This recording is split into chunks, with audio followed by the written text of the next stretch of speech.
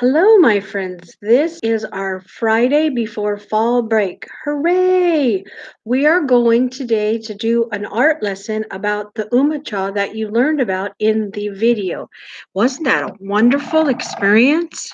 So today what you're going to need is you're going to need a piece of paper. Okay, you can do it on line paper, but if you have drawing paper or computer paper, that would work as well. Okay, I have a bigger piece of paper so you can see stuff. And you need a pencil you can do it with. It helps if you do it with a black marker or go over it with the black marker. I'm going to start with the marker, but the problem with the marker is if you start with the marker, you can't erase it. So it might be better to start with a pencil and then go over it with the black marker. All right, so you're going to take your paper and you're going to put a dot kind of like right in the middle of your paper. Okay, this will give you perspective of how much you want to use your paper. I'm not going to use my whole piece of paper because you won't see the bottom. I'm going to use about half, okay, so that you can see that I'm about halfway there, okay? You don't have to put a line on your paper. It's just one for me, okay? You're going to start by building upward rectangular plank and all the way to the line at the bottom and make a rectangular plank. It's a rectangle. Okay, a long rectangle, but a rectangle.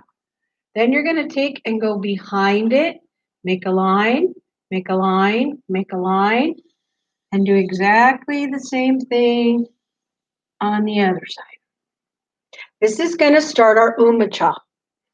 Okay, now the umacha is kind of circular, so you're going to continue to make planks all the way around by adding some more long, some more short.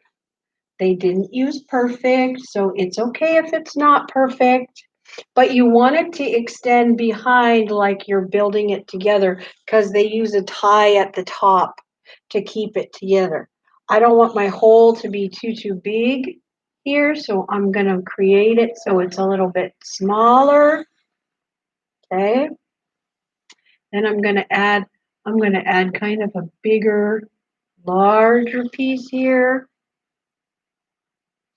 And remember, they're Native Americans, so they didn't have perfect structures like we do to make things.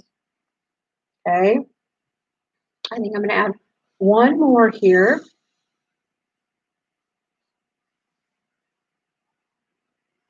This one's way out the top. Okay. Then I might want to make it so it looks like little planks of wood by adding little lines. And I might just decide I want to just add one more in the middle so it has just a little bit of depth to it. Okay. And pretty much this is what they did was they stacked it together. Okay. On the inside, they built a fire. There was always a hole in the top so that the fire could go out.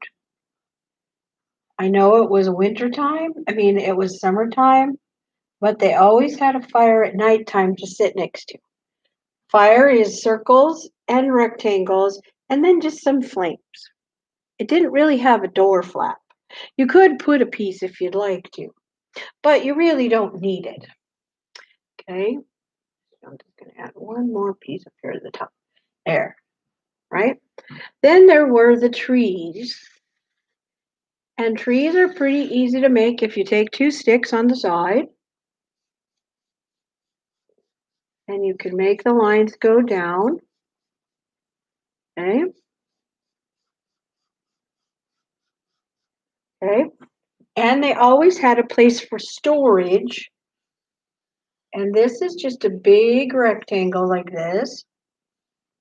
And they made it out of logs. So they add an extra log like this. And then they took logs across like this, and across like this, and across like this. And sometimes they covered it, and sometimes they didn't. But they made it so that it would have, so they could put things in their storage next to their umacha. So maybe there was a little creek running because they were near the creek. And behind them might be some of the mountains.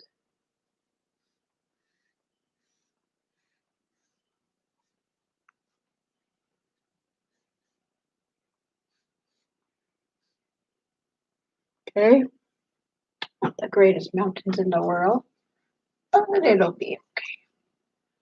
Maybe I'll add some little trees on the top. What they look like mountains. Maybe this one has a little bit of snow left on top.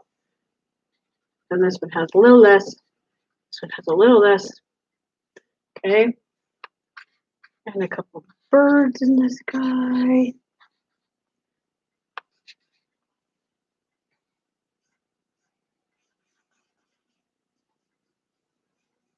And I made some bushes.